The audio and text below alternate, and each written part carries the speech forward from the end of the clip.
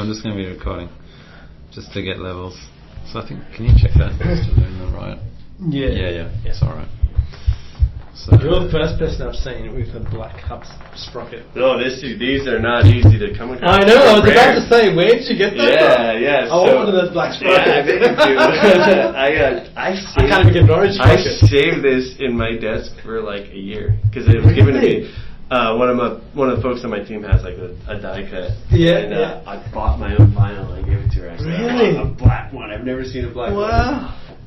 My past life, I used to work. I was an independent sales rep in like the action sports industry. Yeah. So snowboarding. Oh, yeah. Ski. So you'd have done all of So it. I got paid in stickers. Right? So I got paid stickers and lift tickets. Yeah, and right. no money, so the stickers are dear to my heart. So I actually got some Sydney stuff coming. I can actually, I'll show you. You'll be the first people outside of HubSpot to see the new Sydney. I don't know if you know this. You know, we've been trying to get HubSpot stickers. We haven't got some. Oh, there's never any.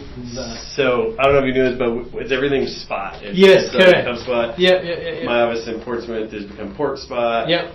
There's Sid Spot. So I came here and. So you did this.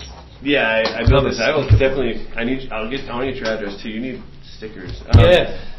So, in building out the office in Portsmouth, we just filled our office with 91 people. Yeah. We started as 5.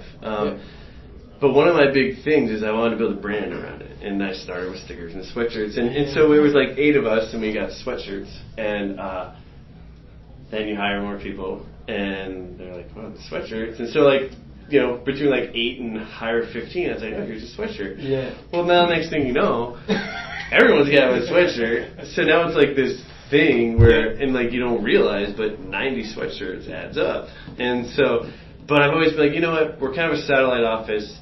We need our brand. And, you know, you go down to Cambridge, you go to other offices, and you see the sticker from your home office. And you're like, we're spreading around. And then I came here. And I was like, where's the brand? Right? I actually haven't even sent this around. A couple people have seen it, but it's going to be my parting gift. Like, here's a desktop, and then we got some stuff on order, so I'll try to get you guys on that. But stickers are easy. So, but you get a box of sweatshirts. You probably experience this at your job, but you have a box of sweatshirts come in, and I wish I could pause this, but you would think you're giving out stock or equity in the company. People are so pumped on their sweatshirt, and it's just like, and like the random things, and it's weird. All the memorabilia over the years, I just like keep it all. And I'm like, well, it creates attachment, doesn't it? Like you think there's belonging. Yeah. I have a really special connection with HubSpot because, I fell in love with HubSpot because I was a customer first, and I serial entrepreneur. I was trying to grow businesses, and I was always the sales marketing guy because I wasn't afraid to talk to people really.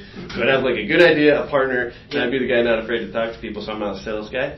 Okay, and then that's kind of the marketing guy when you're a 2-person company that hasn't got off the ground. And then I couldn't figure out how to get leads, and I was paying this company to like cold call for me, and I get all these demos. But like they weren't qualified. I couldn't sell anything. I'm like, this got to be a better way. Of course. I go to Google. There's HubSpot. And I'm like, cool.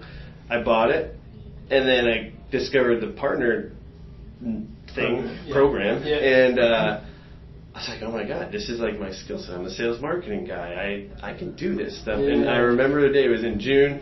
I remember it because it was that time of year and on the East Coast, it was really long days. And I remember getting up, the sun came up at like 4, and I went right to my office. And I worked the whole time it was light out that day. I just remember by like 8 a.m. I had already changed the whole website. And I just pivoted the whole business. And I just remember going home to my girlfriend at the time, like, I'm in a different business now, and this is what I'm doing. And she's just like, whoa, you're crazy. It's awesome. And that happened, and it was I'll fast forward, but we became very useful to helping HubSpot support customers, and we were kind of known as a technical outfit, similar to you. In a world at the time where a lot of the partners were kind of bloggers, content people, and anyways, HubSpot was like, why don't you come join us? We got a new COS we're launching. You guys are technical. we got stuff going on. Come be with us. Yeah. But within a 36-hour period, I kind of wrapped up that deal with HubSpot, and also found out that we were having a baby. Right. And we were intentionally, we're trying, but that was just like a very pivotal moment in my life. Okay. It was like, I don't know, that was like before that week, and there's after that week. And life is totally different. My HubSpot's hard work, parenting is hard work. So that's kind of like that's my inflection point, kind of career-wise, and kind of being a dad and stuff. So it's funny. So HubSpot's interesting. I'm on literally to the week my 4-year anniversary at HubSpot, and it's like the fastest 4 years of my life. I'd say the same thing about parenting. And so you got 2 kids now, or what? I do. I have a 1-year-old and a 3-year-old. Okay. And they're both here. Oh, they're both here? In Sydney. Yeah, okay. I'm crazy. They did fantastic on the flight. Everyone was like, "What are you doing?" And I was like, "Well, if I'm going to bring them that far, let's go for a few months." Yeah. And do you have kids? Yes, I've got 2 boys. 2 boys, kids. Well, my advice to you, if you ever go on the long flight, is don't worry about it, because you're going to be so busy managing those kids that you won't even notice how much time. There's just like, there was no time to like get restless.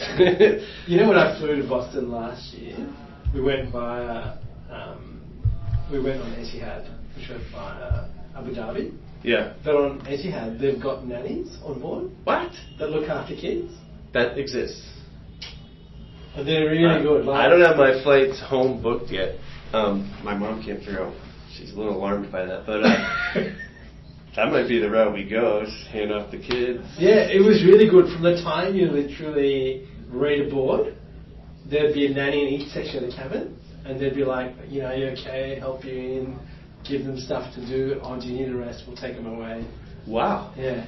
Now, is that like even quasi affordable, or you just got tons of miles, or what? No. Really? It was the first time I'd flown. Like, they had actually really? a ticket. I flew to Boston return. Yeah.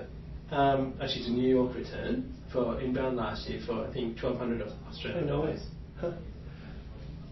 I'm looking at that. That's good advice. Talk to Mads. He's the master of finding. Oh yeah, the deal finder. Okay. I will. But he said, like, him and his wife travel a lot, and he said Etihad's by far the best. Okay, cool. Yeah. It is a long way, because you're going 15 hours to Abu Dhabi and then another 15 hours to New York. But I've always wanted to. I would love to go to. I've never been to the Middle East. I'd love to go there, hop off the plane for a few hours. Abu Dhabi. I don't need to stay for too long, but I'd love to just see. I only saw it from the air in the airport. Yeah. The next time I go there, I want to go and see. It's so elegant. Just like I just want to see it. It's like they built a city out of in the desert. Yeah.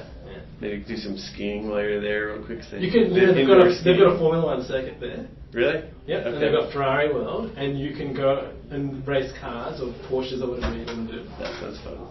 That's what I'm going to do. You should. Yeah. Shall we record? Yeah. I've been recording this whole time. Okay. So obviously you got the whole rundown of what we do. Yeah. Sort of. You know, I think I know. But what we chatted about a little bit was the things that I kind of my function or the value I can bring to the conversation is mostly COS and content tools related. Which is great. We've never had anyone really talk about that. Yeah. And we use a lot. Like, I've been using a lot of the CO. Like, we're pretty much now moving everybody we get, unless there's a good reason for them to stay on their current web platform. For functionality reasons. We move everyone to the COS. Yeah. That's cool. This time was the first time in the last month I've actually used the whole staging section. Yeah, you have. Doing our own website. Sweet. And I'm actually really. There are a few niggly things that I. Yeah, taking it like going backwards and forwards. Yeah. But actually, the process of working with it and going through that was really good. I really loved it. My vision. So I'm not on the product team. Well, I have a little engineering team. Right. I kind of wear a bunch of weird. Oh, you're the product owner. I'm a director on the services team, and so I'm more about customer service, and I get customers' websites built onto the COS. Right. So you do a lot of the migrations. I do all of them. Yeah, they all come through my team. Right. We do have subcontractors that we use. Yep. So I have that team, and there's that migration process. Then I have a team that does kind of post-migration edits as needed. Yep. But I also got this team that came about mid-year last year. What happened is you know what our NPS data, we're constantly surveying our customers and asking for feedback, and the feedback was pretty loud and clear that the customers want more stuff to build off of, like templates and I've already started using some of the templates you sent. You did? Yeah. Cool. Good. There's more and more coming every day. And so the idea kind of went around the engineering team and then ended up at the product design team, and everyone's like, that's not exactly what we do, but and then all of a sudden they're like, wait, those guys do they do 1,000 migrations a month. And so someone reached out to me and said, hey, is there anybody on your team that'd be interested in doing this? And I was like, well, hold on. This is something we're going to do as a business. So I got right in there and I was like, we're going to do it here. Okay. And this is what we're going to do. And this is why we're the experts and yada, yada, yada. And next thing I knew, I had a 3-person engineering team. I'm sitting in Portsmouth, New Hampshire. That's not at the main headquarters. And we're building these assets. And what was kind of funny there is I'm not a product manager. I've never done product management. I still joke. I call myself a wannabe product manager because I'm technically not, but I have a team of engineers, and I'm kind of the spokesman. I'm kind of the for now. I eventually see maybe they'll be on their own, but I've been very much involved with getting it going. And on the product team, they have a lot of ways of kind of defining the vision and the strategy and setting the goals and the metrics of what they're going to do and really measuring the impact of that. Yes. And so here I am, and I'm like, I don't know. I just know we need a bunch of stuff because the customers want it.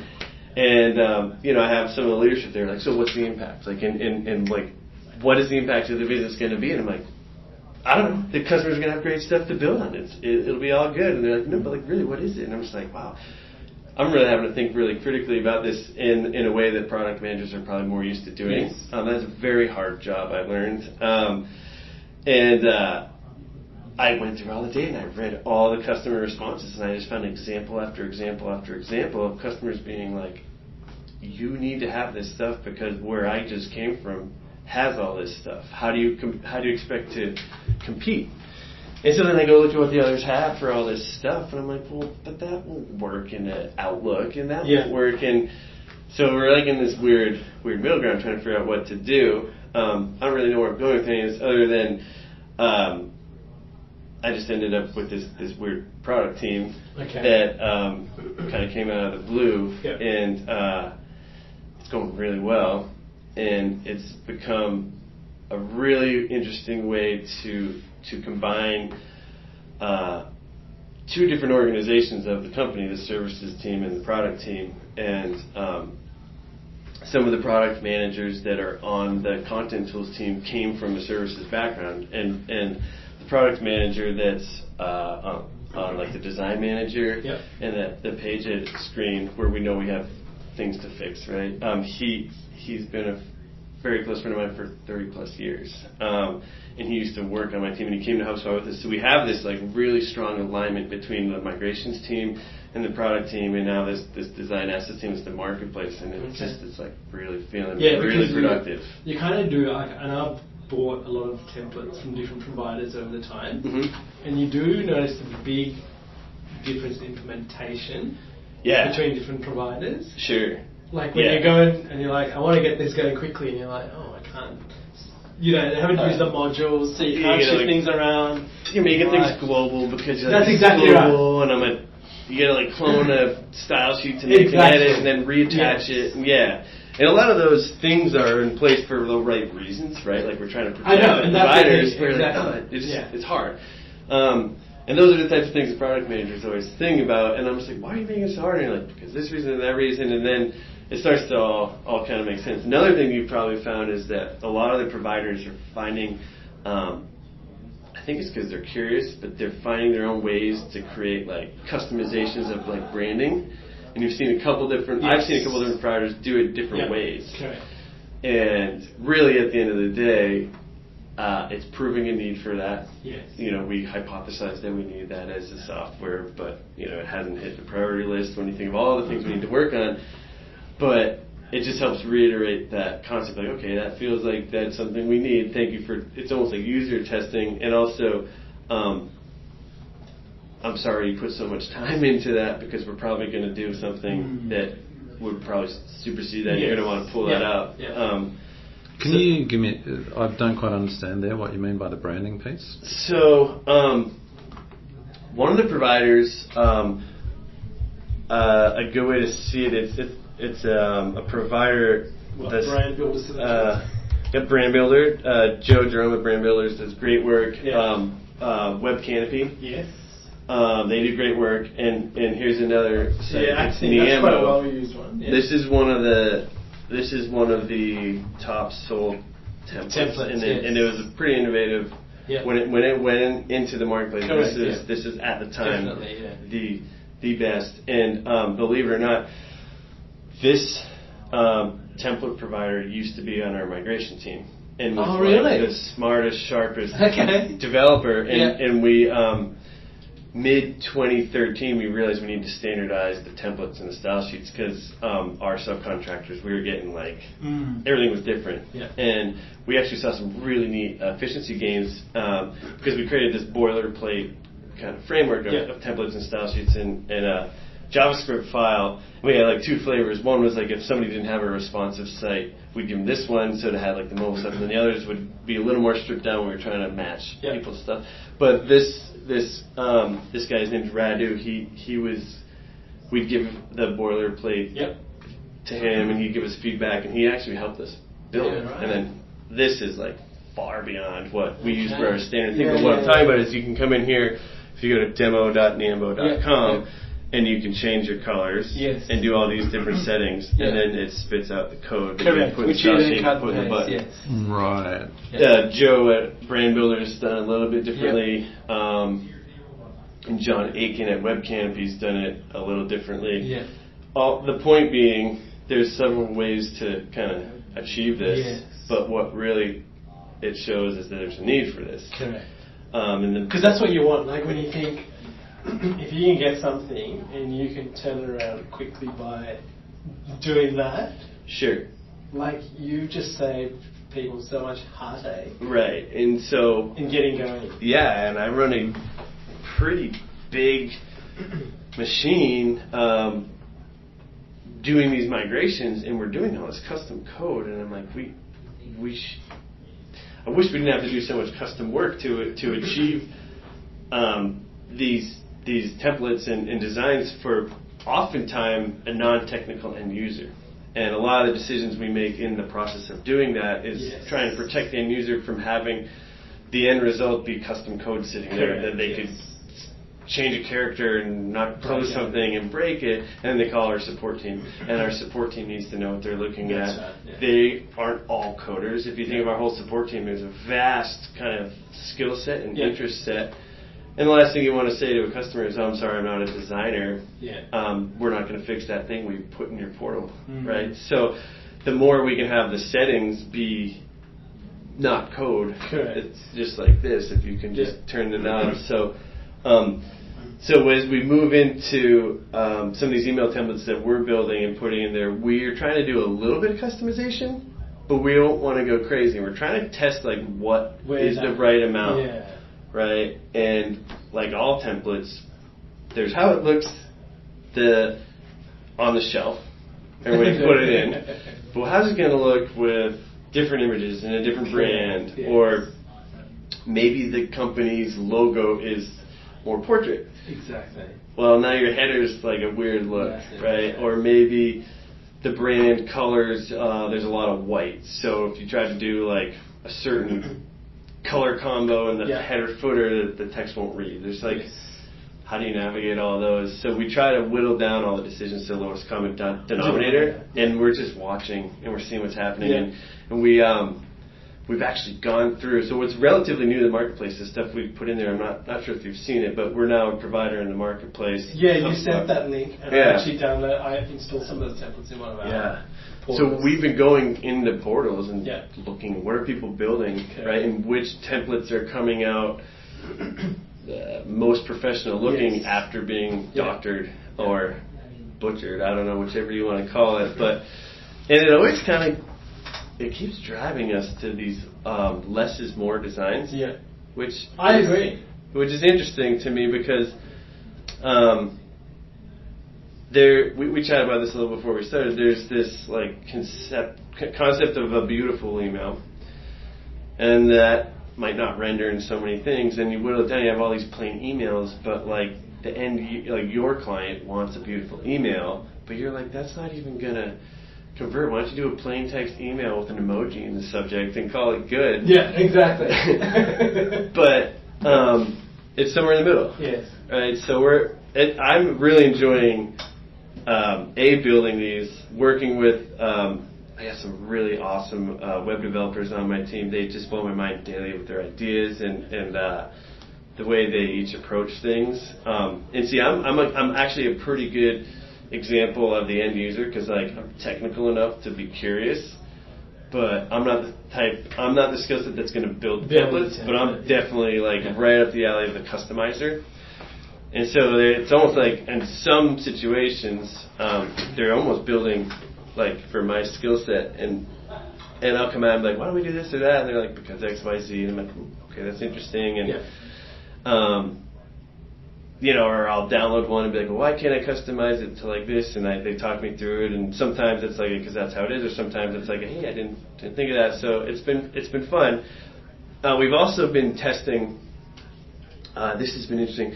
Is it layout or is it use case?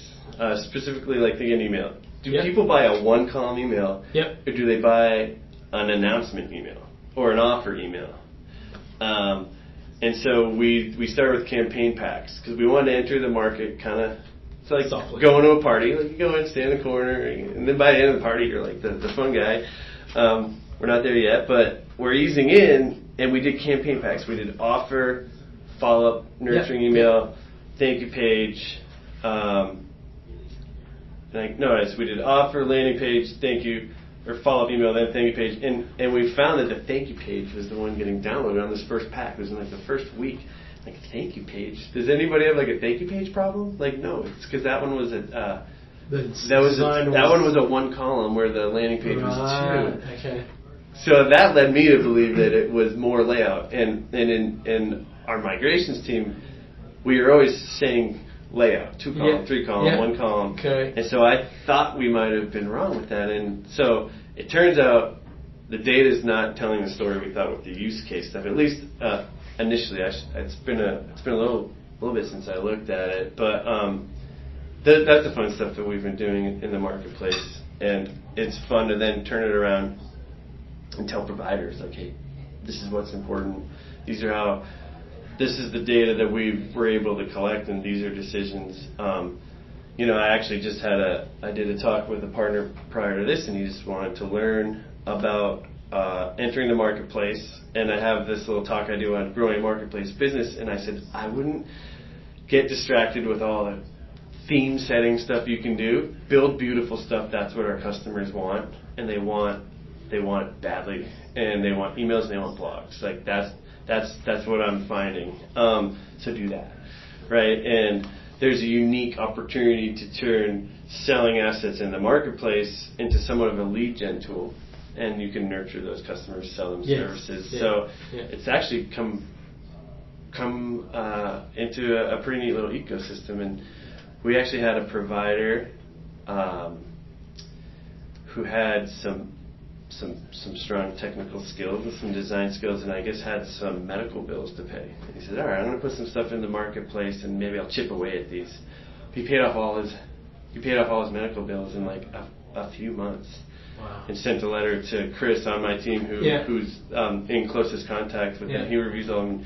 He's like, you guys helped me pay my medical bills via the marketplace. Thank you for the opportunity. And that was so neat to me. To think that's an impact. One impact we're having. Yeah.